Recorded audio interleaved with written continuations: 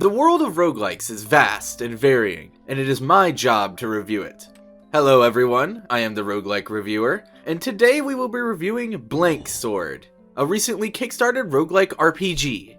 I just so happened to be on Kickstarter one day to check out an update for the Risk of Rain board game, when this caught my eye. And man, am I glad it did. I have always had a soft spot for RPGs, and turning one into a roguelike, while at first seems like they would not work very well at all, as it can be really hard to have classic RPG storytelling combined with the way you just start over from the beginning after death in roguelikes. This game, however, proves that it can be done, and even handles the clashing genres very well. But how does it do it? The wide variety of moves, intriguing NPCs and enemies, the forced removal of our brain? Let's dive in and find out. We start our adventure face to face with a very trustworthy eye looming over us, telling us that they used to respect and admire us. Surely this will go over well. And there goes our brain. Well, that's not good. Rest assured, I never used my brain to begin with. So let's just walk it off. After that painful encounter, we awaken in our home. Unfortunately, without our brain, we don't have any memories of our past. Or anything, really. The only thing we can do is acquire our sword and try to escape. But with my hollow skull, I'm not really quite sure what a door does, so let's just break it down. This actually starts a tutorial for combat, which I think is extremely clever, and gives off some Earthbound vibes. I also think starting out with a charming tutorial boss is a great way to catch players' attention. It makes them want to see what else you have in store. The whole game feels a lot like Earthbound in a few ways, with how wacky and a little unsettling the enemies can be, and the story also feeling pretty wacky, but has a really serious undertone, which is how I felt playing Earthbound. RPGs tend to live and die by how interesting the combat is and the characters are, and I think this game succeeds in making those feel very interesting. The combat system easily being my favorite part of this game, as well as having some of my least favorite parts. For the positives, the wide variety of moves centered around different mechanics is really cool and plays really well with the game's main mechanic, repairing your brain, which we will touch on a little later. We of course have your basic attacks and blocking, but you can also poison, heal, use combo moves, or fill your foes with existential dread. That one is for those of you who need to destroy your foes just as much mentally as physically. You can even use French cuisine to combat foes. Where else can you say that? To use these moves, you have action points and SP. Each move only costs one action, so with enough action points, you can go a little crazy with how many moves you can use. To balance this out, more powerful moves also cost SP, to prevent you from just spamming these strong attacks. As such, you'll need to balance out your build, to not run out of steam too quickly and lose. Moves can also evolve after you use them enough, making them stronger. And if you watched my Shroom and Gloom video, you'll know that I think this is a fantastic mechanic for rewarding players. Overall, I find the combat really fun.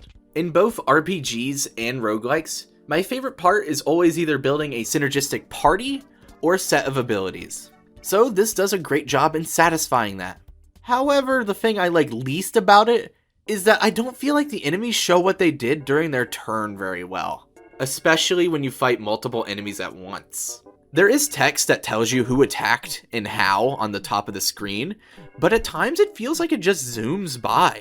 And the attack or buffing animations for certain enemies play way too quickly for me to understand what they just did.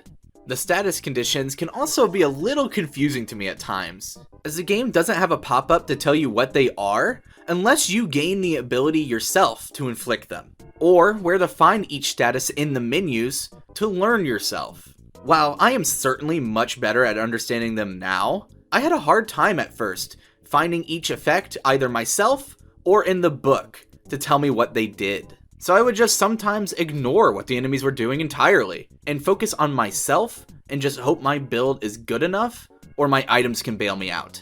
I think adding some quality of life features would go a long way here, such as slowing the text a little bit or at least giving you the option to mess with the text speed. Potentially add a combat log to look at what attacks enemies did.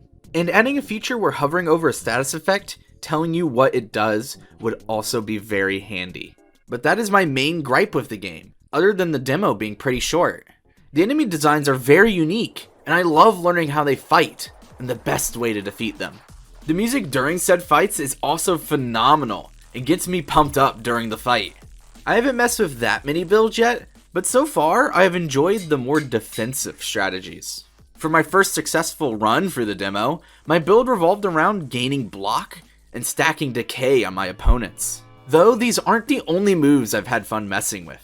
The art moves, which trigger each other when used, are a really cool system.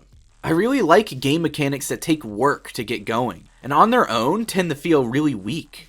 All of these things, like stated previously, gain benefits from the brain pieces. As you play, you'll eventually find brain pieces, which will help you be able to remember things again, unlock new personalities and dialogue, and of course, synergies with your attacks, as they unlock new moves and benefits for both dialogue and playstyle, so you can tailor your brain to work best with how you like to play. I really wish the demo was longer, so I'd have more time to mess around with the builds I create, which is a great sign for any roguelike in my eyes, and any RPG for that matter. And of course, with any RPG, we gotta have some lore. Like we briefly discussed earlier, after getting forced brain removal surgery, we are left alive and... I can't say alive and well, but we sure are alive. After some initial confusion, we begin our quest to regain our brain. We start by leaving our house, where we meet the Angel of Ties, and he helps us regain our bearings, like telling us the way to go, which is apparently right off this cliff. I must be missing something, because I just keep falling off. I also don't understand why, but I have a sneaking suspicion the tie covering his name may not just be a funny visual gag, but it is actually hiding something from us. Nah, it's probably just my lack of brain talking. I'm sure this is a common Angel gag I don't remember. Oh, right!